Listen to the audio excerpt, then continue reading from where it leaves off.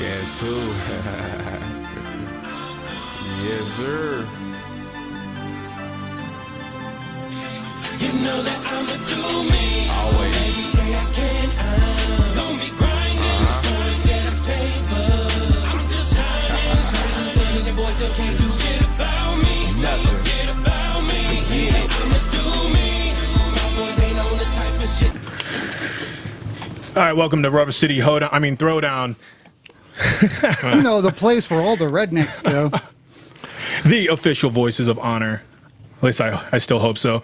Today we have a special guest, Brogan Endres from Route 250 Performance and Health. Thanks for coming on the show, Brogan. Thanks for having me. And congratulations on your latest victory at Fight Night Nautica against a tough Kris Schimek, I believe. Schimek. How tough was he? Like, actually, I know when we were doing a lot of research on the guy, he had a strong wrestling background. He's an All-American college wrestler. And, though he took a break from college, he ended up not finishing his career and going to MMA was like the next best thing for him. How tough was he? How strong of a wrestler was he in the cage? Well, he had a great double leg blast. He took me down twice. Once in the first round, he had a nice shot. And then, again, that second round, he took me off with, I think it was a bear hug down to a double leg. He had a good shot. His wrestling was solid. Luckily, I don't mind getting taken down. I've been taken down maybe 1,000 times in my life, if not more. But I remember when I was commentating that fight, you were taken down. You got taken down, and Jose was saying, how good of a position Kris was in. That it was a great takedown, and I just kept saying, like, now we're in Brogan's world. This is where he is. This is where he's comfortable. So he doesn't mind getting taken down because of the difference it seemed between you and Kris was that he was more of a wrestler, whereas you're more of a wrestler and a judo guy. So you're really more judo. Yeah. And I said that when I was like, this guy's been doing judo since he was like 6 years old, man. This guy knows his way on the ground. He's used to it. The biggest concern as a wrestler making the transition over to MMA is, giving up back, learning how to transition properly, and being comfortable against defending submissions and actually, putting in submissions as well. And it was fascinating when you were literally you were going for two submissions at the same time. You had like an inverted triangle and you're going for like the Kimura at the same time. And I was just watching like, oh my God, seeing this on an amateur level, you don't see this. And this goes back to when I was talking about with your first fight, when you fought for Cage Thunder, man, like you don't look like a fighter who is 2 fights in. No, you're not real green. I appreciate that. And I'm serious. And I like to think that I'm pretty good at reading a fighter. Some guys you kind of get, you see the potential in right away. Then there are other fighters you have a few fights in where you start to see like how special of a fighter is. And I'll give you an example of one of those guys was like with Tim Hughes.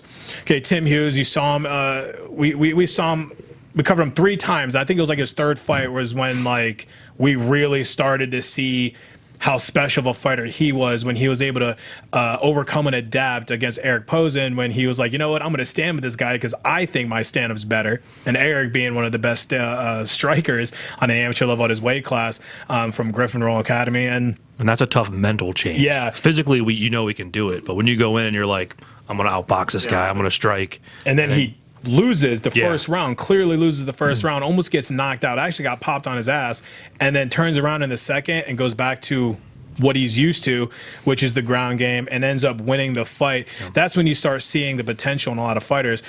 With you, in your first fight, it was the way that you took him to the ground, the way you transitioned, everything was a smooth motion. It wasn't forced. You were calm. You were patient. You weren't using too much energy. You were using the right amount of energy. And you looked like you were making your pro debut, right?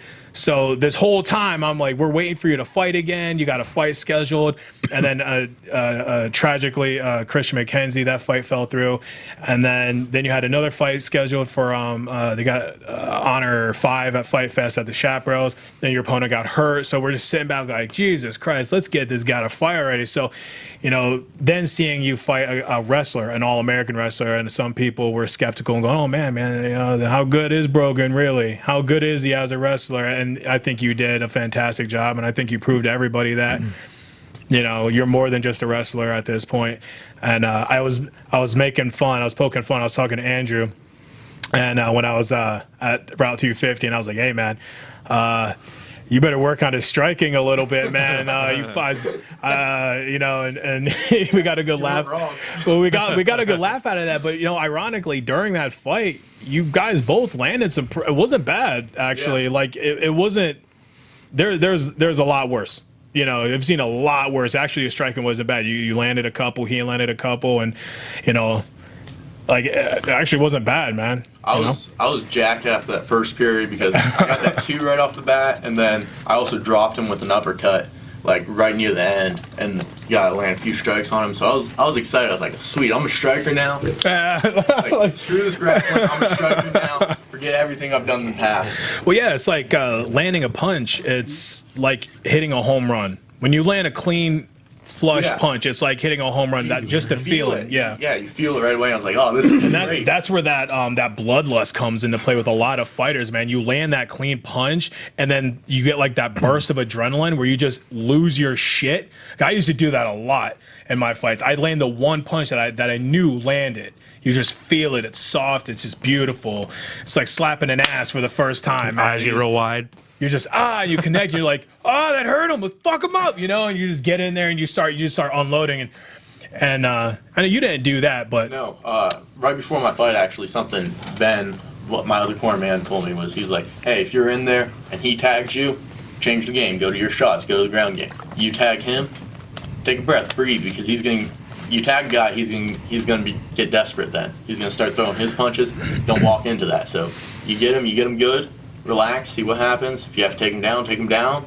If you can start striking, start striking. Just don't get too crazy after he tags you. That breath is some of the best advice you'll ever get. Because a lot of times you land that first punch and you bite down and you're just and you're going, and then you know 10 seconds now you're and you're done. You know, you have to, and if you don't land, you know, flush or put him away, now he's been just absorbing, and you know, if you're not landing, he's recouping, and now you're out of breath and he's coming at you. So that breath, right when your adrenaline going, is probably one of the most important things you could hear from a corner. Yeah, I thought it was great advice too. Yeah, like I didn't hit him and then run right back into his shots, and even whenever he got me in the second, because that was the only punch that really landed real clean, was that one right off in the second that I stood there and ate, and you guys even talked about it. I just didn't see it coming. I thought he was going to come out with those jabs, set up his shot again, and he just came out with that 4 and got me right on the ear. That was like that was that overhand right that like anybody should have been able to dodge that. Yeah. And you were just like, here it comes, and you just ate it. But it was so funny to watch. But I mean, it made you look. You're human, you know, and it happens. And you know, it didn't knock you out. Yeah, and you were able to recover. That I can take a nice punch. So.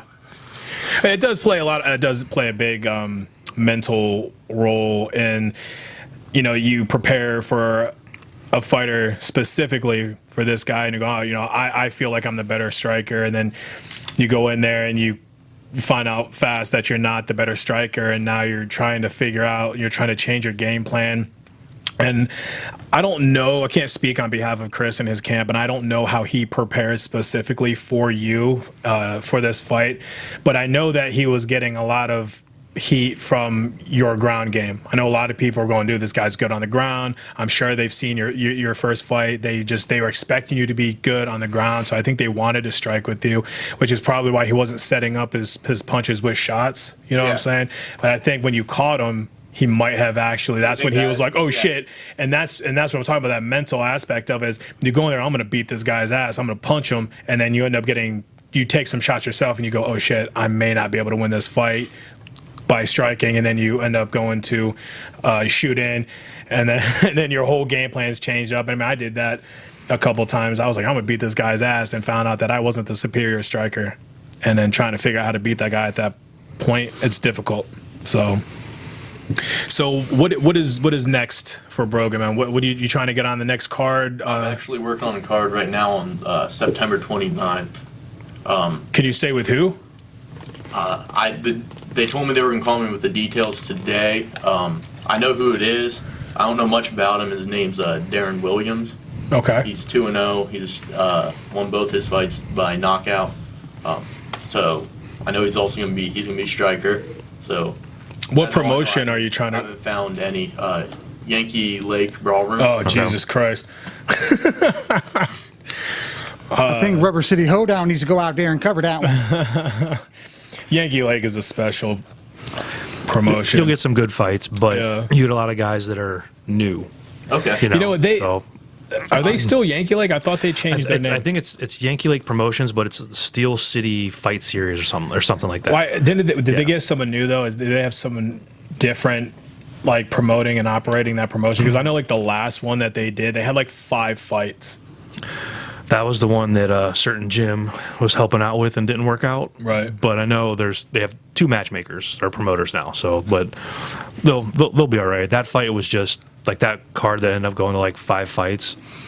Like there was, I forget what happened. I don't know if it was an accident somewhere or whatever, but literally like 7 people didn't show up Yeah. They couldn't get through the mud for hole. weigh-ins. Like they just didn't show up. So It was just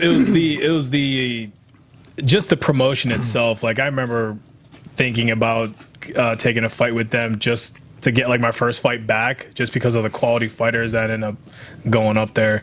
You know, and you see guys at the Yankee Lake Brawl. Was it the Brawl Room? Right? Yeah. It was like Okay, I have a they serious pull question. guys out of the damn bar and go, "You want to fight on this card? Let's do Well, it." it's hard for them to get people to go to Youngstown and fight. You know, Yeah, I understand sometimes that. ticket sales or whatever. It's just really hard unless you put, a promotion that has the backing to go there. You know, So are they setting up the cage over where Yankee Lake is, where the truck pulls are? I don't know. I know they were working on a different venue for it, not just the ballroom. Okay, so then this has no association with Yankee Lake. I don't know. I don't know. I don't know. That would just be funny. I know they were, the Yankee Lake Ballroom. They had another venue. I don't know where this one's at. I know it's Steel City and Yankee Lake are the same thing. Just I'm Right. not sure how they're doing it. But They're both off of Route 11. Look up that fighter, Darren Williams. I wasn't able to find much about him other than he had 2. Played for the knockouts. Cavs. One, yeah. That Darren Williams was. Well, we're training going to go MMA with a height too. disadvantage Oh, really? here. Yeah, it's spelled different though. DAR. you're like, this dude's 6'6". I'm like, Local fighter, MMA, Darren Williams, right? yes, GARREN. But I couldn't find much about him other than his record and Yeah. 2 knockouts. So I'm hoping he's gonna be a quality striker. It'll be nice to. I just tested against quality grappler. Couldn't find any videos or anything? Nope. No. Couldn't See find on him social Facebook, media, couldn't nothing? Find him on Instagram. Don't you love that? I love that. You can't find anyone on social media, and then we don't know who like someone is, and they're like, "Why didn't you just look them up on Facebook?" Oh, you have a different name? Thanks. Yeah, I know. I find that a lot of guys will they'll use like their fighter name as a middle name too. So Funny as hell. Darren Williams actually owns a. He wasn't listening at all. I know. he's looking up local Cavs news and shit. No. That's funny. It's just so happened to pop up here, obviously. But I guess the ex-NBA star Darren Williams owns a tier of the MMA, anyways. oh, State-of-the-art that's interesting. MMA gym. I told you he was training MMA. What was what was who are we talking about would be a good fight for him? It was So DAR. Yeah. Austin Toon. Austin Toon. Yeah, we were talking about that the other day. That both Austin Toon is a wrestler out of Mansfield. That'd be an interesting fight. You're 2-0 From the rec room. Yeah. I mean, Yeah. I don't. His style of fighting is very kind of like I don't want. I'm kind of one dimensional right now. Being 2 fights in, he's a wrestler. He had good power shots, striking wise, but it was Yeah. power shots and wrestling. Yeah, Like there wasn't a whole lot of setup. He didn't look bad striking. When he fought Tyron, he just he saw that Tyron just gassed himself out in the first 40 seconds and was literally just setting up power shots on him. I mean, you can hear Mitch like yelling at him too, like at that specific moment. As soon as Tyron was about to step in, he was shoot him now. Like, Yep. So it was, but that, and I would say, in my opinion, I think your wrestling is better than Austin's, but still, him 2-0, you 2-0. At this point in your amateur career, you're trying to get fights. Yeah. You know what I'm saying? You're not trying to find stepping stones. You're not trying to find tomato cans. Right. And then if you look at the ladder, like your third fight, if I'm trying to like match you, I'm not trying to put you against someone who's like, oh, this guy's super well rounded. It's going to be the hardest fight of your life. Yeah. Find a good boxer, beat him. Find a good wrestler, beat him. Find someone taekwondo, beat him. That's why I was happy to see a guy who's 2-0, winning by knockouts. Right. Like, all right, so he's gonna have striking. Yep. If I Cover your can't- different aspects if I first. can't stand up with him, then we'll take you to the ground. Right. And go from there. Yep. If Yeah. I can't stand up with him, sit there, work my strikes in real life. Yep. Yeah, I've always been against when gyms cherry pick fighters and fights. You know, it was. Well, that guy looks tough, and we need wins. I know so we can't fight. my philosophy on the whole thing was like, if you plan on going pro one day, if you have aspirations of being like in the UFC one day, man, and making it to that level, then you should be able to step in locally and destroy like 95% of the people that you go up against. You know what I'm saying? Like, realistically, that's what should happen. You shouldn't be afraid to take fights against anybody. You know, shouldn't look at anybody and go, well, stylistically, this fight doesn't make sense. You know, fight the guy, figure out what your weakness is, even if you lose. I think we're talking with Jacob Bostic. It was a big discussion with him. Yeah. Was that he was 2-0, and you know, again, another one-dimensional type of fighter where he was always a wrestler. You knew that you were going to take him to the ground, and you knew that you were either going to get armbarred or a rear naked choke. And as you could see in his last fight, he took it to the ground, and he immediately went for the rear naked choke. Kanan was attack it. Yeah. Was just able to defend it, and then Jacob ended up burning his arms out, I think, and he took a sloppy shot from across the cage and ended up paying for it. Was a sloppy shot. He was doing a good fight the whole time. And I think that was his first fight that he actually went past the first round, correct? Yeah. Yep. So it's fights like those where, like, you know, you can't be afraid to lose as an amateur. But you also don't know where your skills are. You know, when you go against someone and you're mauling people in the first round, it's like, all right, what happens in the second round? Yeah. You know, what happens if I get hit? You know, I'm trying to shoot and he just drop step hook. Yeah. You know, what do you do? Yeah, you learn a lot about yourself on the amateur level, and a lot of guys on the amateur level, especially with MMA, they're really worried about their record when you shouldn't be worried about your record. Yeah. You know, I mean, I fought. I took a fight on 15-minute notice one time. Never would happen nowadays. I can't wait 15 minutes. Well, I was heavyweight, so I was always on weight, but heavyweight. But 15-minute notice. I took fights on a week notice, 3-week notice. I fought Josh Stansberry when 3-week notice. He was 10-1. I was 4-2, and that was for a title fight. And like everyone knew that I was gonna lose that fight, man. Everyone was like, "Well, you could get lucky with a lucky punch." Yeah, you learn a lot about yourself, man. You really have to take. It's all challenges. And that's why I kind of like the 9-fight rule for amateurs before you can go pro.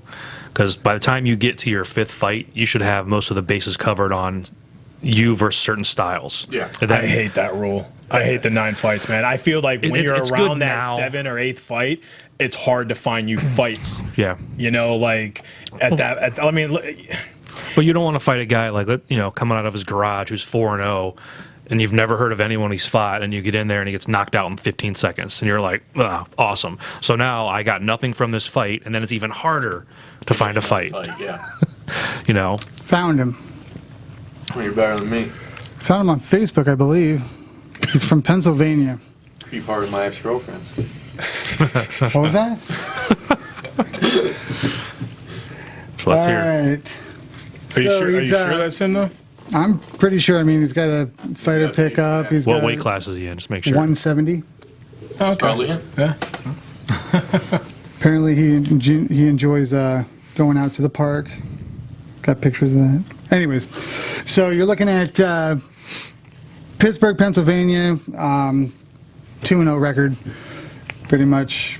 That's all Well, we he's already got. knew. Yeah. I know. What I'm about just his- saying. what You about his told me to fight? look him up. Yeah, This is all we got. Look him up on like Tapology or MMA Underground. I did. They have You don't nothing. yet? Nothing. Really? Was this fight sanctioned?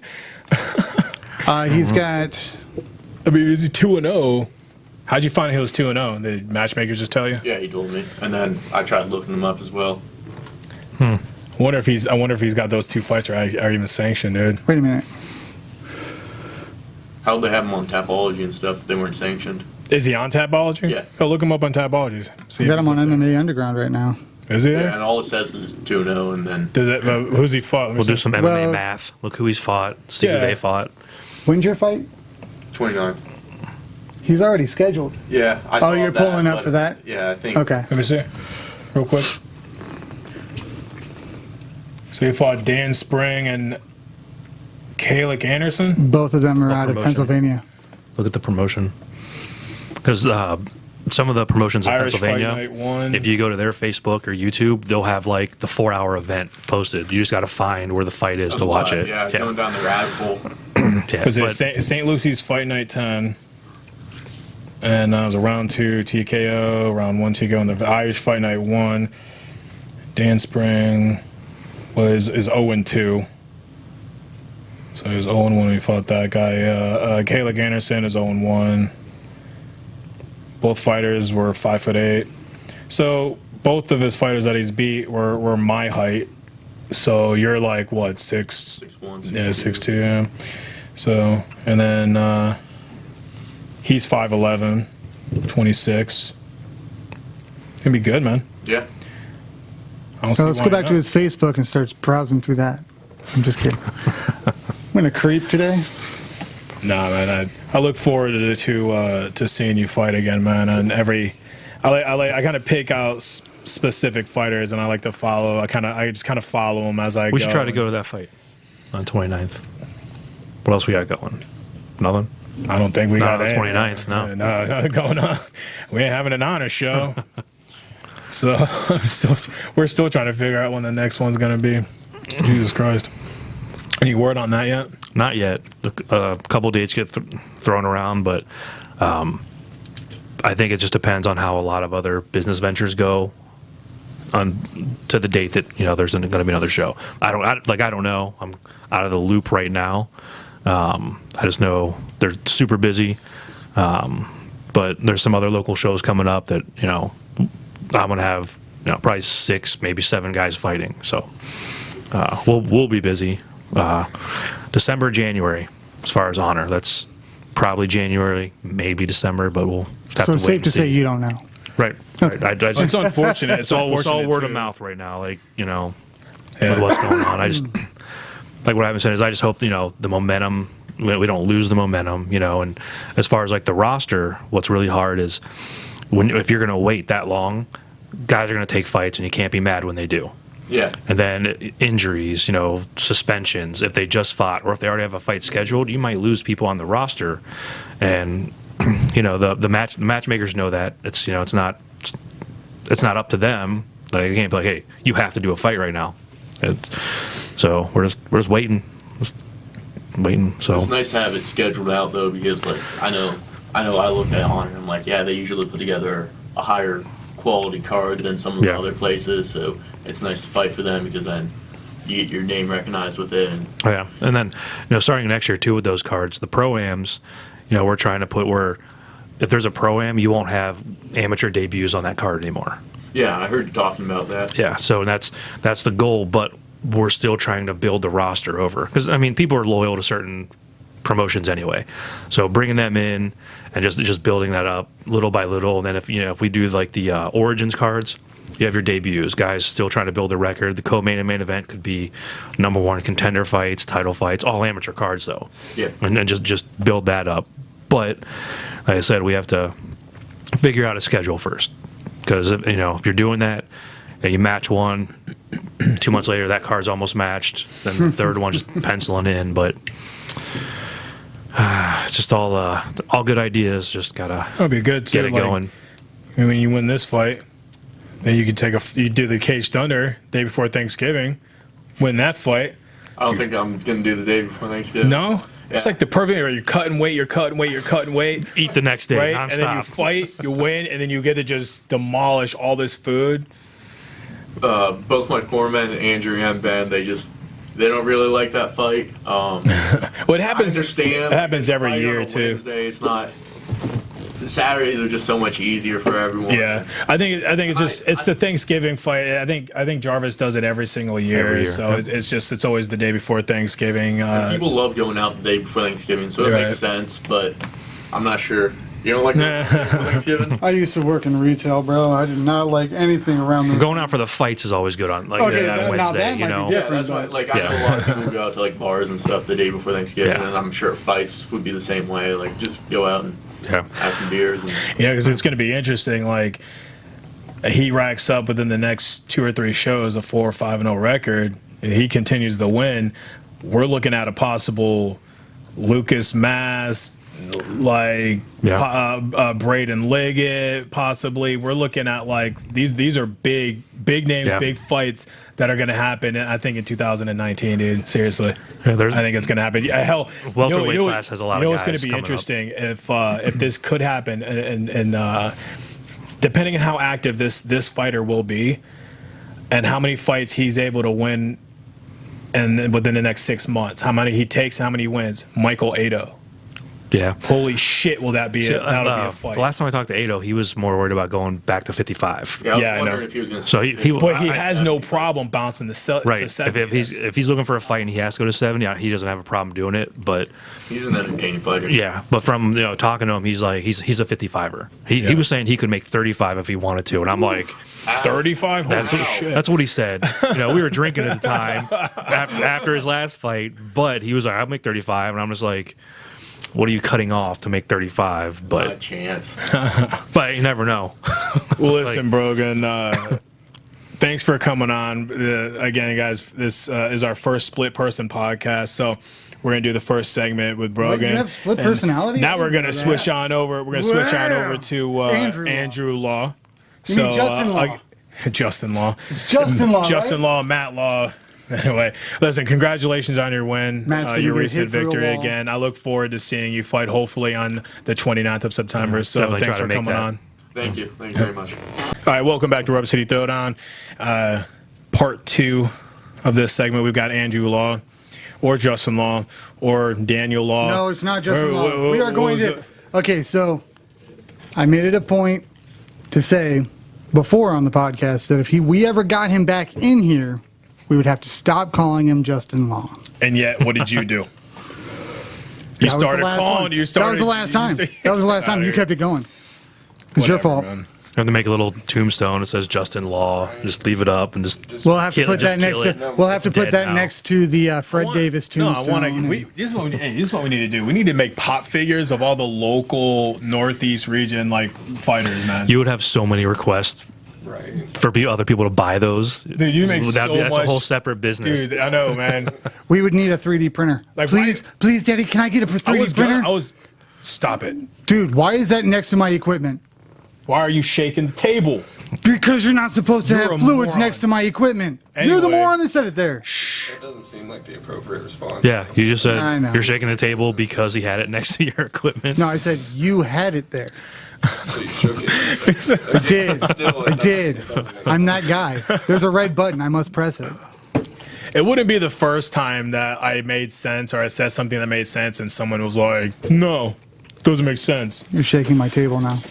My knee hit the table, you asshole. Anyway, no, like that would be. God, why didn't we think of this? Pop figures for Actually, local this is fighters, true, too. man. Like, yeah, I was gonna get a 3D printer last year, and because they're only I could get one for like $300-400, man. Yeah, something that makes this small, man. It'd take 24 hours. We'll get some and paint your little shorts on there. Get your little fucking man bun up. God, it'd be perfect. But we would have to bring each fighter in to paint their own figure. That way it's personalized by the fighter. No, I'm not doing that. That's And then they stupid. sign it, throw it inside of a box. That's dumb. Then you got to buy boxes. There's a lot of production going into that. No, you make the clear box. Or we take a picture of them, they sign that, and we put it up somewhere. Kind of like that. Right. I can see this now. Pawn Stars, 90 years in the future. I have this figurine that was... Seriously, I think that'd be so Right, cool. local MMA fighter. Well, is there any authenticity, sir? No, they just signed a picture. Oh, by the way, congratulations on the head coach position. Yes. How did that come about? Kind of just appeared. I mean, I've been teaching judo forever, and that's there was a new gym, which we were always at the YMCA for judo. There was a new gym that's like, hey, we kind of want to get MMA started. And it's like, you know what? I'm the guy. So I went in there and basically told them who I was, what I've done, and this is kind of what I can do for you if this is what you're trying to do. Right. And they're like, sweet, well, here you go. And yeah, it's been working out really good so far, man. And I went up there Dude, that place a couple looks weeks ago. nice. It's cool. And I went up there a couple It's like weeks ago and I state-of-the-art, filmed right? Wow. a segment for the it was like episode 2 of the vlog series Road to Nautica, and yeah, man, you got it going on. A real good space. And you guys just recently you guys tore down all that CrossFit, because when I was there, you guys had like CrossFit racks like all the way down, all this equipment, and then I saw the pictures you had posted up. You're like, and it begins. You guys just had like rolls of wrestling mats. Now, you guys mentioned something when I was there last time. How many you guys were planning on having like college wrestling teams come in there and work with you guys, We or? have Kent State, Tuscarawas, the branch in Tuscarawas County. Mm-hmm. They have a wrestling team as of last year, so this is their second year with a wrestling team, and we're going to be home to the Kent State Tuscarawas Golden Flashes wrestling team. Nice. Oh, that's they're awesome. Gonna be practicing in our facility. We're going to be using their mat areas back and forth, and then that's like, hopefully, I mean, it's cool because we'll have great wrestlers in there all the time. So like the dudes like Brogan and myself that are decent wrestlers, hopefully we can go like wrestle with them. Right. Some real good wrestling. Yeah, and always looking for bodies, so I'm sure. Oh Yeah. yeah. I don't see why they'd have any issues. You know, I mean, as long as they're like, I know when I went to Mild High School back when I first started training in mixed martial arts, and I was like, hey, can I wrestle with you guys? And they're like, why? And I mean, granted, I'd wrestle for the team. Right. You know, how Isaiah was still in high school, and Isaiah Chapman, and I was like, you mind if I, get some wrestling practice in with you guys, man? I got a fight coming up, and they're like, what? I'm like, yeah, I fight mixed martial arts, and I want to get some wrestling, some cardio in there. They wouldn't let me, even let's with preface- the waiver, man, because they're like afraid that I was gonna like do some dirty shit. I was gonna start punching people or something. I was like, because MMA was fairly new. Yeah, let's preface it with that, because how far back it was. MMA Yeah. was like still not a thing. I mean, it was a thing. It just people Wasn't around here. people were doing Locally, the whole. it was Yeah, it was questionable. the human cockfighting era of MMA. That's basically what everybody looked at it as, is, Yeah. Plus, telling you, your probably name get a should be free wrestling Jacques. coach with that. You know what I Jacques mean? Hammer. Technique Jacques wise, Le it's- Coq Hoping to get, Grande. like, wrestlers to come over, Can I come Yeah. out to Silly What are you Lyon? gonna do after college wrestling? Like, fight? Right. Well, Well, what degree are you getting? What's going You on? either go get the job that you went to school for, or you start punching people in the face. Yeah. And then You go to the Olympics, but I mean, Right. how many make it to that level? I How went. many make it I to the almost got trials? to the Special Olympics, but Yeah, I mean, it just. Always next year. no, I put the cup on behind me. Thanks, Daddy. What are they doing with all the CrossFit equipment? it actually moved rooms. Moved rooms? So it's Okay. it's still there. It's just in a different part of the Gotcha. building. Brian's like, because we're looking for equipment because of Apex, and basically just You know trying what? to fill Screw it it. up Just right hang now. some free ladders from the I-beams up in the rafters. There you go. Some ladders. The free ladders, like the ones that you see on fire escapes, where there's no rigid ability whatsoever. So you can. Why? swing. Why would we do that? I don't know. Just I'm climb the ladder. Exactly. Air conditioning. Like, Up and that's down it. 200 times. Yeah. Go. That's it. Now weave in between them. Serpentine, something. No, Yeah, they just moved though, because they were like the biggest seller of that gym was CrossFit. Right. So that's like, we might as well bring the MMA stuff in. So that's we shared that spot for a while until our team was like we've outgrown the mat area that they gave us. So that's like we reached out to get new mats. It's like, well, where are we gonna put all this stuff? So it's like, well, CrossFit's got to move, and we get the rest of the Gotcha. background too. So. Who gave you the mats? Where'd you guys get the mats from? Like I said, we're just pairing up with Kent State. And so, okay, so they're they- gonna wrestle in there. So sometimes it'll be a split room, but Right. other times it won't. And you guys filled that entire room. Like that whole room is now mats, Yeah, correct? oh, And like we then got that's another program. Are you going to do like a grappling tournament or like an invitational kind of thing? Yeah, I've been thinking about that and like racking my brain on the best thing to do. And I was just thinking about this last night. I want to do like a 3-weight class because I'm gonna have 3 mat areas, so I can Gotcha. run like 3 different weight classes, and it's like a $50 buy-in or something. Yeah. 16-man bracket per weight class. You win so much for winning your weight class, but Right. they do like an Absolute. with the 3 winners do like a round robin, and then the winner of that gets like another extra couple $100 or something like Oh, yeah. that. that's cool, man. That's really cool. So it's about- And that's called- square footage is mat space, about 2,500, 3,000. By the time it's all done, it'll be closer to 5,000. 5,000. Yeah, I was about to say, like, it's you got a good amount of You space. can do more than 3. Right. Well, there's You'll have like 3 center attractions. areas Yeah. is what's so like everybody could have 36 by 36. You don't have to worry about ring to outs. compete. Yeah, there's But you plenty just- of room. I think the only problem you'd have is where do you put everybody, all the watch. spectators. Right. That's the only problem because like literally that whole room is mats at that Yeah. point, so they would be Building on the upper mats. level. Sitting on the mat. Yeah. Yeah, lumberjack matches, Well, push them back. There is an upper level Yeah. too to the back. Oh. So You said there's an upper level. there's like an upper deck that would like it was looking down over the crossfit, so it wouldn't be convenient to watch. Right, but it's also something you won't have to sell a bunch of tickets to Right. either. So you get 100 people watching. That's a good crowd. Or you could Yeah. you tear down the cage and use that whole back where the cage is at, that whole area right there, set up chairs too. If you look at like the EBIs and all that, they're doing like the Well, championship that's like- matches it in the looks way cage. different from when you were down there. Oh, really? Our cage is pushed back in a different room now. Oh, jeez. We actually just set that up the other day because Brogans took a fight, so it's like, well, we need the cage so we can get some Right. more rounds in, so we sucked it up and set that up yesterday. I do not. Oh man, that was. Oh, it sucks. It's terrible. Yeah, we'll definitely have to set up some I have a cross different training, respect sure. for you guys. Yeah, because Telling you. we've been at 2 other gyms together training over the past Right. 10 years, Seriously.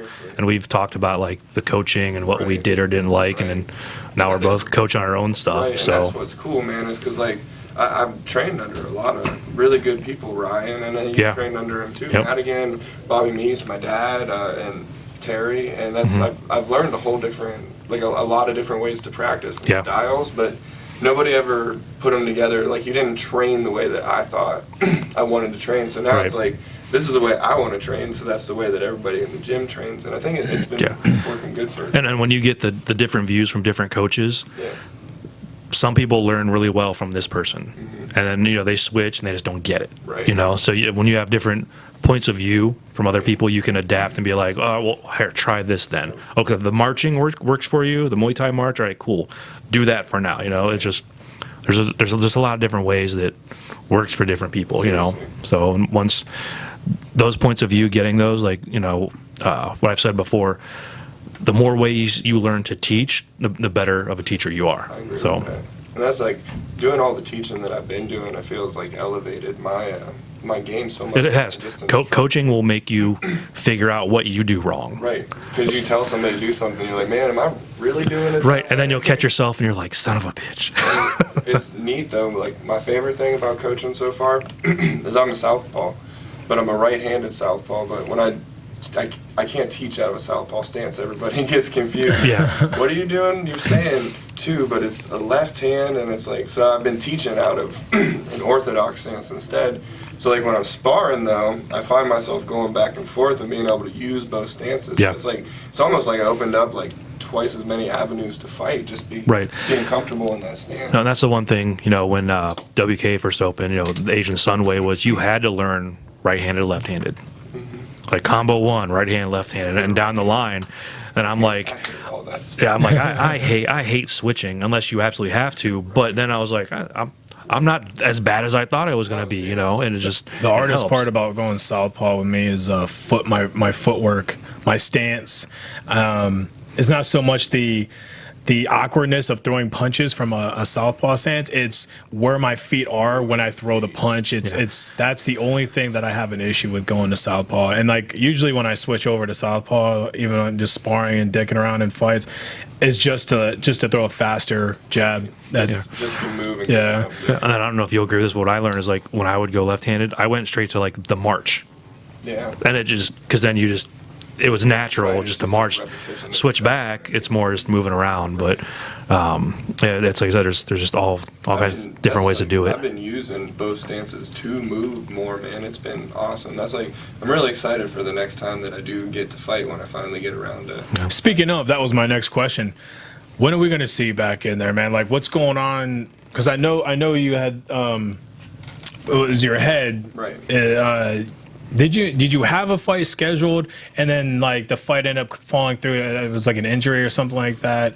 You just kind of took yourself out of the game. Right. Well, I was scheduled after I fought in January. I got a title fight for Honor, and it's like literally I started training for that fight, and it's like I didn't give myself enough time off from the January fight to that fight to start training. Yeah, because that one was going to be April, right? So it wasn't, and that's like I've learned, especially as I get older, like I guess more wiser in the sport. And We were stuff. talking about that when I was up there. It's like, if you remember, we were talking about, it was like fighter maturity almost. It was like, I see a lot now being 31. I train differently and I see things differently now in training where like, I'm sparring someone, I'm telling myself, I'm talking to myself as I'm fighting, keep your eyes open, don't flinch, throw now. I'm looking for patterns. I'm doing stuff that I didn't do when I was 20 years old, 19, 20 years when I was fighting, and back then I was just getting in the cage and I was just scrapping, I was just brawling, slugfest. Like a critical thinking. Yeah, and I'd like to think that like, I don't want to, I call it fighter maturity, and it's like I matured slower. You know what I'm saying? I think that the guys who mature quicker, It's called wisdom. Right. That's what takes time. the It's guys who wisdom. mature in the game, in that fighting game faster, they're the John Joneses. They're the called ones tenure. They're the ones who the go most into the part. UFC at 20 years old and become successful fighters. Yes, those are the ones they figured out what we just now figured out at an earlier age. That's just like right now, like I competed in judo and all that, and even when I first started MMA when I was 21, it's like I wish that I had the mentality that I do now. Yeah. Back then, because I always did all right and competed in that, and I won most of my fights, but I certainly didn't treat it the same that I do. Yeah, I was talking to my wife, and we were kind of going down my fight history. Now, because I have a winning record at heavyweight, and I'm 5'7". I have no business fighting in this weight class. I should be fighting in a way different weight class. But out of all the 9 fights that I have, I only legitimately trained for 2 of them. Nice. So 7 of those, I was smoking cigarettes. I took on short notice. I had no cardio. He was working overnights for security. Fighting's fighting. My first fight, I actually trained because I had to cut 66 pounds for my first fight. I did that in 7 weeks. I went from 20 something to 264 was when I weighed in, and I won the fight. My cardio wasn't all the way there, but it was there. And I ended up winning that fight like 56 seconds. My second fight, didn't train at all 3 weeks later, and I won. But like you can hear it, it's the fight that's on YouTube. Watch the interview at the end of that fight. See how out of breath I am. I could barely talk. He did just pull off one backflip though. But I did the backflip after every win. But then fast forward to my third fight with John Hedges. I was fighting the 2006 National Amateur Heavyweight Champion for the NAFs, and I didn't train at all. And I went to the third round with the guy and lost by doctor stoppage because I had a blood hematoma that had sealed my eye shut from a thumb poke in the eye. So like, and you just keep fast forwarding, and it's like every fight I never trained, and I literally won just by toughness, just being a better fighter. And then the last fight that I legitimately trained, even when I fought like Stansbury, 3-week notice, smoking cigarettes, not really training, it kind of got better. And then I fought Felix Kathleen, 6 weeks, barely trained. I think that was the camp where I actually started training in jiu-jitsu. Like my coaches started going, okay, let's start drilling arm bars and shit like that. How do we get down this rabbit hole? Oh, that's right. Can you ask him what was next? We were talking about the fighter that's guesting on us. He said he brought up fighter maturity. He said the older that he got, he's the wiser fighter now. And then I kind of rambled on about that. So continue if you remember what you're going on. What are you looking for next? We're talking about you backing out. You didn't give yourself enough time in that fight, and then you ended up backing out. And that the older you get, the wiser you get now. So that's. I mean, I've fought hurt before, and it's something that I'm not really willing to do anymore. So it's like if I know that I'm not 100, and obviously you're not going to be 100% really hardly any time that you ever fight, man. But you don't want to go below 80%. There's a big difference between like having an injury and having something going on, and like, man, I don't feel like fighting tonight. So it's like I've learned to be smart, and it's like if I know the difference from when I'm ready to fight and when I'm not ready to fight, and I was not ready to train the way that I needed to train to fight again. Right.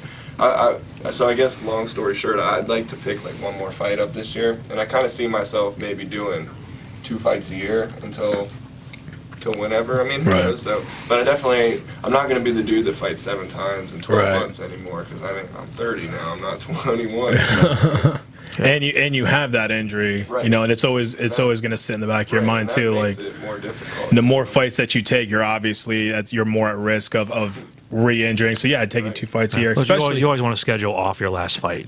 Right. No, you win in 15 seconds, you're ready to go Right, still. right. You're in a war, you need a couple months Seriously. just before you even schedule something. So And you have, like I say, you have 14 pro fights. You have enough where like you have a good record too. I mean, even as a pro, a lot of guys are like, oh well, I mean, he has 4 losses. That's and like this ain't boxing, man. You can My realistically. wife, we rip on that all the time. It's like and 4. It's like no matter how many more times I win, man, like I'm still gonna be and 4. Like, Yeah. it's not as bad as and 3. Like I'd be 10-3, man. Fuck, that's a ridiculously good record. You're going to be the new brand 10 of and shoe. 4, like all right. 10-4 is ugly, man. You don't like Alright. that, right? You know what? We can turn this negative into a positive. Put it on a shoe brand and call it the and 4. And 4. We have the and 1s. Just do the and 4. Make a shitload of money. But you know what will sound good though is like you continue to fight, you continue to win. Right. I mean, next you know that you're 20-4. And that's not so bad. Yeah, it's not so It's bad, still you know. and 4, man. But then you could. I mean, look at like Mark Hunt's record. yeah. You know what I'm saying? And then you look at the people that pull up records when they pull up your record and it's all green until they scroll down. Right. Scrolling down, it's like That's Right, the person you're fighting scrolls down and looks. Yeah. You know, if you've got 4, 5, 6, 7 in a row, They just look at that. that's what they look at, and that's what gets you to those opportunities on the Because Contender that's- Series or right now, Bellator or I'm on a whatever. 6-fight win streak. Yeah. Yes, I'm 10-4, but I'm 6-0 in my last 6. Yeah. But and I mean that's on the heels of losing 3 straight though. So it's just those worlds, man. Well, and then the promoters are smart now. Well, they're looking, they'll do their research and be like, all right, well, those losses, then it was a switch, coaching, gyms, whatever, and then the win started. And they're also gonna they'll look at- look at that now. They're also going to look at your opponents too. Like Right. they're going to look at who you fought and who they fought. Right. What their record was, what kind of fighter they were, all that shit. So And most you guys were talking about cherry picking fights, and it's not like I don't cherry pick fights. I got like the guys that I fight are legitimate, man. Right. They're everybody that's beat me, and everybody that I've beaten is an earned win. I think there's a difference. Like when I talk about cherry picking fights, I'm talking more of like an amateur scale. Right. Professionally wise, there's good fights and bad fights. Yeah. Okay, as an amateur, yeah, sometimes it wouldn't make sense. But you kind of gotta fight who you gotta fight. Exactly, yeah. And as an amateur, you fight who you fight if they're good, because you really don't know how good someone really is until you fight them, and you don't know how good you are until you fight someone who is on the same level. So you're beating all these tomato cans, you're racking up a 4, 5, 6-0 record, and all of a sudden now, because you're 6-0 as an amateur, now you have to fight somebody who's legitimate. So there is no more cherry picking a fight. You can't get a fight. How good you actually are. So You got to stay on your as a- learning curve. As a pro, though, that amateur record, that pro record doesn't disappear like your amateur does. So yeah, you're not necessarily cherry picking fights, but you're not going, oh, making my pro debut, let's fight a Conor McGregor. Right. No, hell no. You're not fighting someone who's been in the game for the last 5 years, who's racked up over 20 fights on your, and but you've that only- happens. Yeah. It happens. Like, So, get that. Like, you find a guy who's on your level, professionally, he's making a debut. Maybe he's got 1-0 record, an 0-1 record, 1-1, something like. It's a good fight. Yeah, Good fight. you're not looking to. This is your job. You're not looking to just get in there and just take stupid fights for fucking shit money, dude. It's And then another thing about going pro too, it's you want the best matchup for you. Like amateur, you're still learning. Right. You're on your learning curve, and whether you win or lose, you go into the next fight like that shit ain't happening again. I'm gonna do what I'm good at. Well, you're also when you're a relying on pro, your coach too to help you guide you on that fight choice. right? But also that once you go pro, it's now a business too. Like you're making money Yeah, off it. You're building your own brand. You can't. There's guys that are like, fuck it, let's just fight. I don't care. And they end up being 3-6. Yeah, and they're trying to find fights that they get approved to fight somebody who's 3-0 and the dude's a killer, and that's their only option. Right. yeah. You have to really watch out for yourself. You do. Because you have to watch out for managers and coaches and promoters who are like, we can just sell tickets off this guy. Right. Oh no, this dude, he sucks. You'll win, but it's true. Like there's promoters out there, they do that shit. I was laughing because we know one. No, I know a couple. Yeah, I know a few. I've But never been the ticket seller, and that's like I'm kind of glad for it because when I get invited to a card, it's like, wow, these guys really like me. 'Cause well, you know, That's not if true. every person on a card sold 20 tickets, it's a good card. yeah, right? you know, and normally, unless they're overpaying for fighters, normally that you'll break even. Right. You know, on 15, 16 fights, it's close because someone's going to sell 100 tickets. It always happens. But you have to build your own brand and watch out for yourself as a business. Right. And you can't lose, man. 'Cause Yeah. as a pro, you can't lose. People forget about you real fast. Shit, as an amateur, I mean, dude, I was I Here was we go. signing autographs. Shut up. I'm just. This is the only way that I can relate, dude, is by my own fucking career. I mean, Jesus Christ. I feel like if you had a podcast about like mechanics and shit like that, and someone was like, "Oh yeah, my car did this," and you're like, "Yeah, I know exactly how you mean because my car did this." You Nope. have something to relate it to. Nope. Yes, I wouldn't. I'm just but no. fucking with you, dude. Yeah, at one point I was signing autographs, taking pictures with little kids. Hey, what up? What's going on? I lose one fight, and then like everyone, dude, on the NAS forums. You remember the NAS forums? The fucking jackhammer, the fat hammer, this meatball, the flying meatball. That's a good nickname, the flying meatball, by the way, because of the backflip. But oh, you're just an inexperienced brawler. You're shit. You're trash. Like it happens. People turn on you so fast. And then when I came back into this community, you know, in the form of a podcast, not a fighter, not yet at least, nobody really. You've had a fight. I had a boxing match. It was an amateur boxing match. I'm talking like MMA, You're man. halfway to anime. But like, you get to that point and like nobody really remembered you. Right. You know, I mean, you got like the old guys. You know, you get like Jake Digman. You know, he was my old ring announcer and stuff like that. And they're like, they know of me. I think me and Jake are good friends. And he came on the podcast, and you know, he knows me. And there's a lot of old guys that are, you know, older guys that I fought with that know of me, but don't necessarily like they're not my friends. You know what I'm saying? But they don't remember anything that I've did. The only thing they can associate me with is, oh, you were the fat guy that did a backflip. Okay, so I've never seen Norman in a point of his life where he's actually upset because somebody didn't remember him. We were at the Tadmore Shrine. I can't remember who was it. It was a coach. Yeah, it was Walsh. Yeah, Walsh. He walks up to Walsh and he goes, "Hey, Walsh, it's me." And he goes, I didn't say it's me. I said, Walsh, what's up, bud? I was like, it's a Whatever. long time. I haven't seen you in like, God, dude, it's been like, 15 years. I was 10. like, you know, it was like 8 years or 10 years. he held it against him though. And he turns around and he goes, oh, it's Sledgehammer, right? And I was like, oh, what a fucking just. 15 years and he held that against Was it the guy. 15 years? like You said it 8 was or like 9 15 years. No, years. he said it was. He was close. Yeah, he's in the right area. Jackhammer, he give you a sledge. We But no, it's- thought about that for him. The tack hammer, that's actually come up. Attack hammer, Jesus Christ. No, it's 10 inch. Jack. 10 inch. Nah, I thought about changing my nicknames a couple times, man. I think just Jack. Call him is Jack Tripod. Hammer. He'll be all right. But no, I'm not gonna hold it. I'm not gonna hold it against Walsh too much, man. No, that was seriously the only time in my life that I've ever been able to see Norm go, "Oh." I was like, fuck, dude. Bowen was my coach. You know, the guy trained me in my last fight.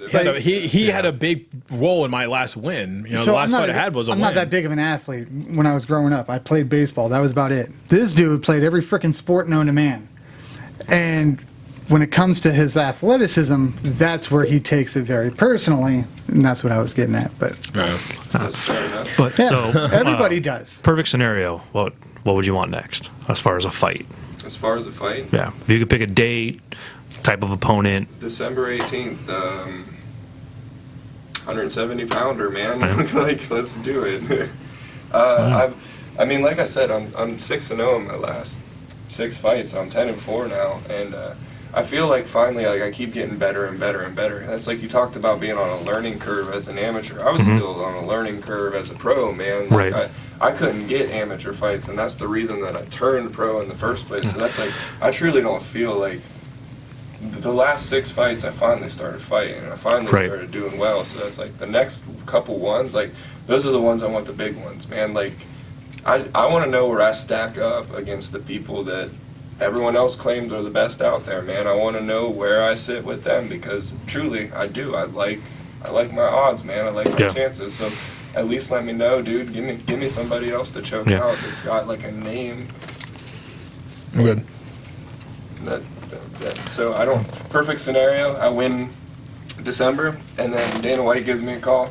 Gives me a last minute top 10 guy. Yeah. Someone falls out, you Yep, jump I in. check him out. Absolutely. Then the next fight for the UFC, they got a interim belt that they're trying to put together, and somebody gets hurt and pulls out. I'll take that one on 3 days' notice, and I'll beat him, and whoever the champ is, I'll beat him. Close the story, dude. We're done. I'm world champion in 4 fights, and I'm out of here. I don't ever want to hear anybody say that he does not have a plan. Right. And what I'll say about the learning curve is, early on in your pro career, there was also a transition in MMA where all the guys that had just started, whether amateur going pro, had, they were so well-rounded and skill-wise, you couldn't rely on one thing. So then all the things you have to learn now double up. Yeah. And you have to almost reset how you train, what you're learning, what you're ready for. When you turn pro. I Totally yeah. agree with that, man. Because then, and it's a popularity. Yeah. Like if you're good at one thing and you learn how to defend a takedown, you do really well. Right. Then it was, now you need to be good at 2 things. Right. Defend a takedown. Or, it just kept evolving. And now the kids coming up now, You gotta be good at it all. Man. It's its own sport. Yeah. And that's like, even when I first started training MMA, I think I caught like the tail end where you could still be like a traditional martial artist and prevail and do good. But that's why I did struggle as a pro for a little bit. I was 0-3, like I said, because it's like I was just, and I still am, I'm just a judo guy. But I have since then added to Yeah, you're adapting to what comes at you. Yeah, for sure. Shit, I wanted to do tough mans.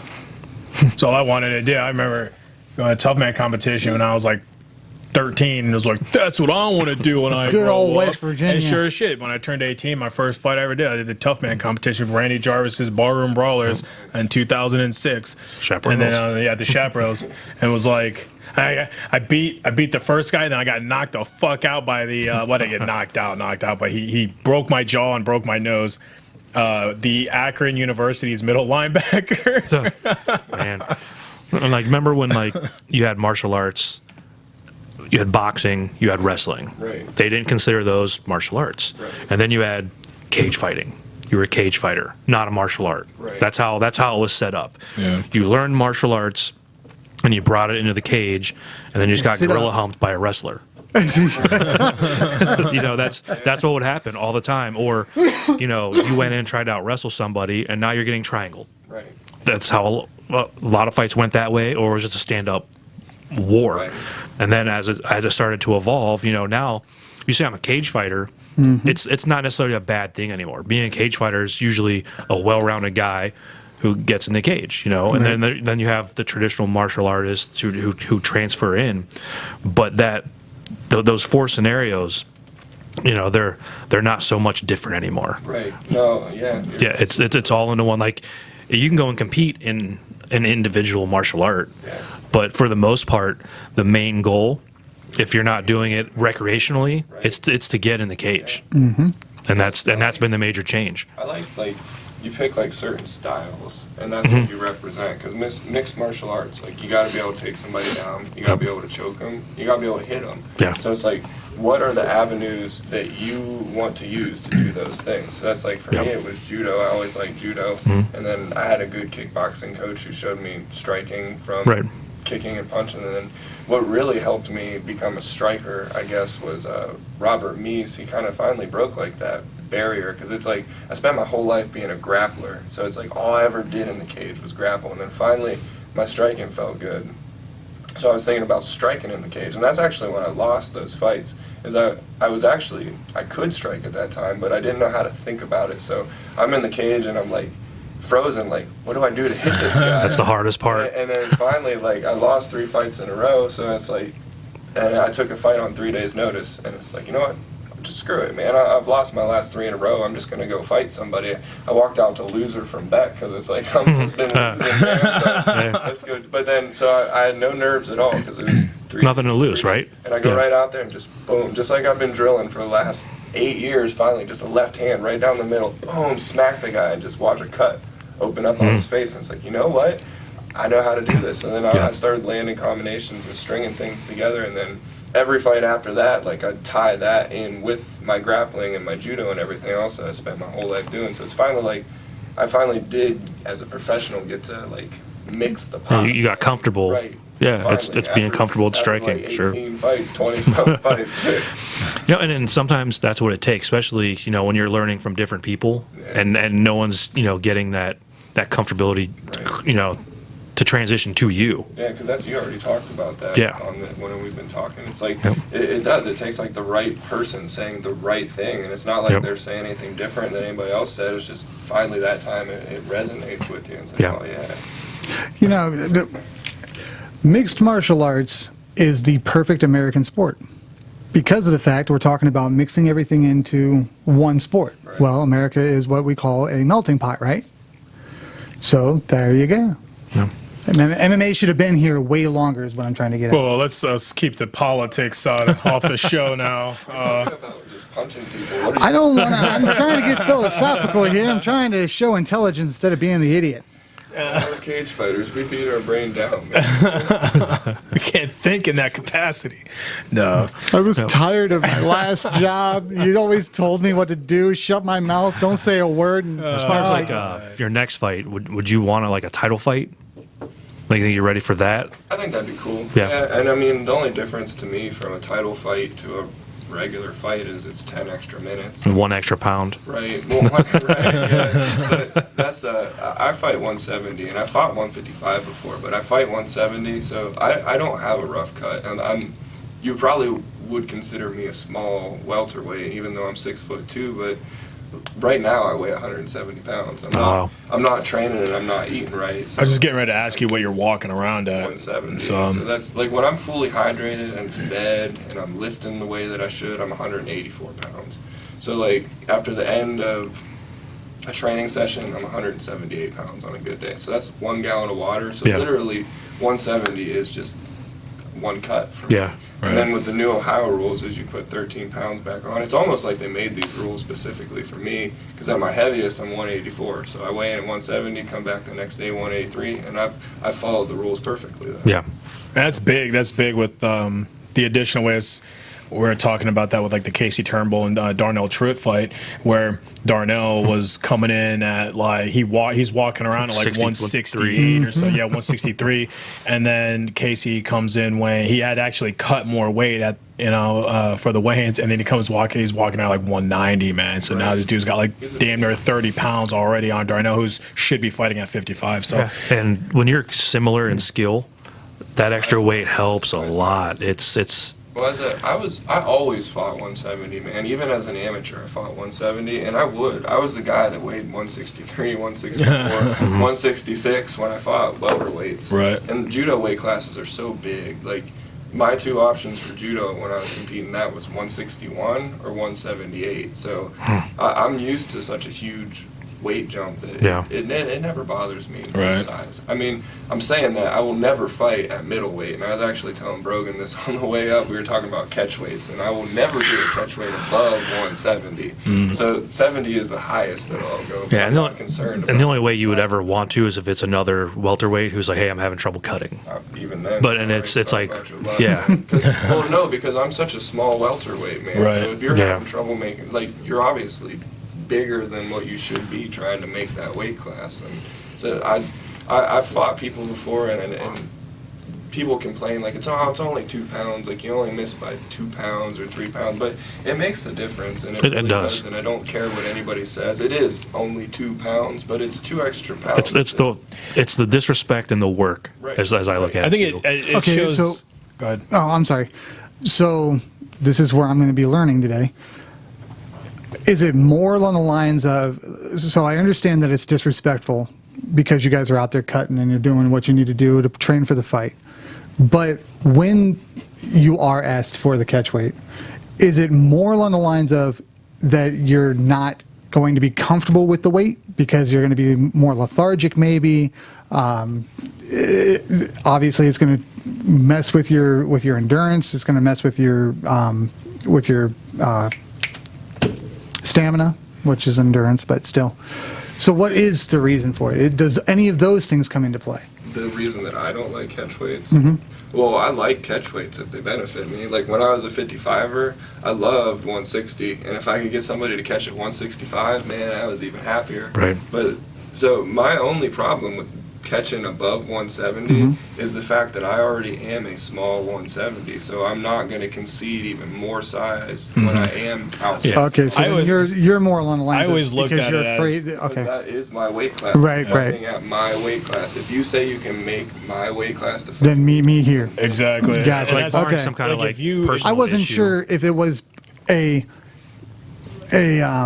health reason for it, because fluctuating your body weight like that, trying to go into a fight, now having to gain an excessive amount of weight immediately prior to the fight, is that going to cause you to be? Nah, it wouldn't be an excessive amount. It'd just be because I always weigh in at like 170, so I can be Right. 170, Right. 172 if I wanted to. Or I something. always looked at it like if you come in 2-3 pounds heavy, obviously you're just too big for the weight class. So, and yeah, like you said, you're like right now you're walking around at 70. So if you got a guy, you get a guy who's 173, he's struggling. That means he's depleted his body of water and he's fasting, and like he's still struggling. He doesn't need to be at 170 because when he rehydrates, that dude's gonna gain like 18 pounds, Right now. where you're just sitting at 170, Yeah. so you're going into this fight at a disadvantage. I mean, granted, the new rules with the,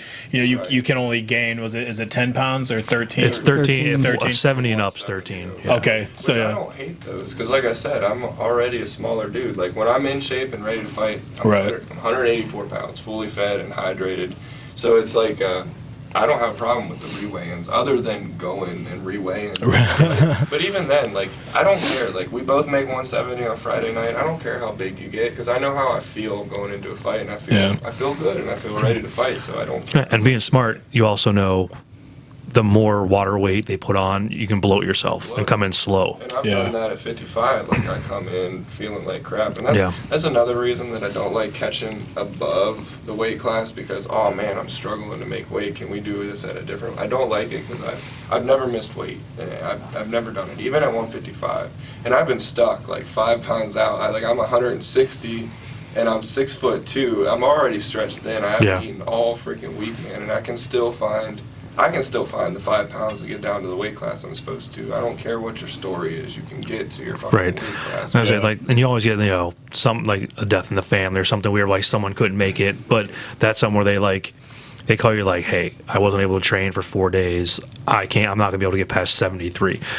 But besides those like certain circumstances, like I said, it's if one person is putting in all the work, why do you let the other person get away with not? Right. That's- exactly. Yeah. And I mean, I'm not saying that I wouldn't fight somebody at a higher weight, but I'm not going to agree to the catch weight. Like, Yeah. I want you to try and get as low as you can. Yep. And if you're You want to fight an opponent that's just as dedicated as you are. You want to go after,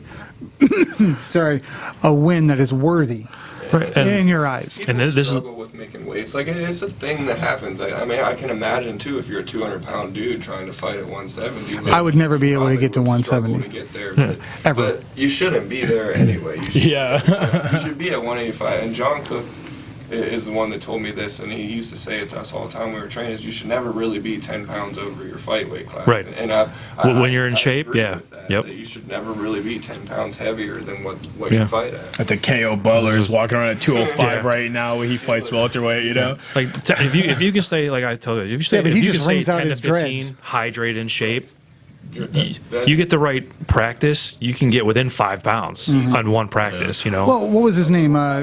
The guy from, was that South Carolina? That was at Nautica? Skip it. Marvin? Yeah, Marvin Skipper. Good old Marvin. Goes in on Friday night, goes for a weigh-in, looks just like a dehydrated grape, and then shows up fight day. That would be And he- amazing, by the way. Huh? Whatever. It's Raisin. just, we don't correct him anymore. Look, No, I'm going for clinical term, which is dehydrated grape. Yeah, but no, yeah, Marvin Skipper, that dude's like the exception to the rule. It's a man. sponge. Yeah, he. That Crazy. dude, holy shit. What wasn't the comment that you made was they put him in a bathtub, let him just soak up the water, came back in the next day, or something like that. No, that wasn't you. That was Dude, I don't know. All I know is that dude started his cut at 250, weighed in at 205, fought at 230. Like that, He was standing next to the cage, and he was just like this. He just, yeah, I mean, Looked like somebody put an air pump right to him. he just know that he's been doing it for a long time though, and he just knows how to cut weight. He knows he knew what his body. He had everything, his micronutrients, everything, his macronutrients or whatever, everything down, and he knew. I mean, he was writing it on a napkin and Those shit. are called grapes. See, that's another reason I fight 172 is I hate doing all that shit. Yeah. Man. I like eating pizza and I like drinking milk. Right. And I don't feel like they really. I mean, you got to eat good food, man. You got to Yeah. eat the right food that does for your body what it's supposed to do. But you don't got to be like. You don't gotta be like those guys, man. Like, Yeah. oh man, I can only eat like 5 more calories. 4 grams of it can be protein. Yeah. I don't like doing that stuff. All right, well, listen, Andrew, thanks for coming on the show. Brogan too. Thanks for coming on. It was a hell of a show. It was our first split-person podcast, man. I really enjoyed it. Again, Brogan, good luck on hopefully your upcoming fight in September. And then Andrew, man, seriously, I can't wait until we see you again. Hopefully we see you in December. And again, congratulations on the gym, man. Yeah. Any shout outs or people you want to thank? I always got to thank everybody, man. And my list of people is way too long. Well, we've still got plenty of time. Go for it. The people that have supported me this whole time honestly already know who they are, and they know that I couldn't do any of this without them. So Right on. All right, guys. Well, that wraps it up. Thank you for teaching me something new today. I appreciate it. what a All of raisin you. was. Whatever raise it. Man, you know what? I'm just gonna go home Like, I'm now. done with this. Until next time, guys. We're out. By the crime I did 'cause I needed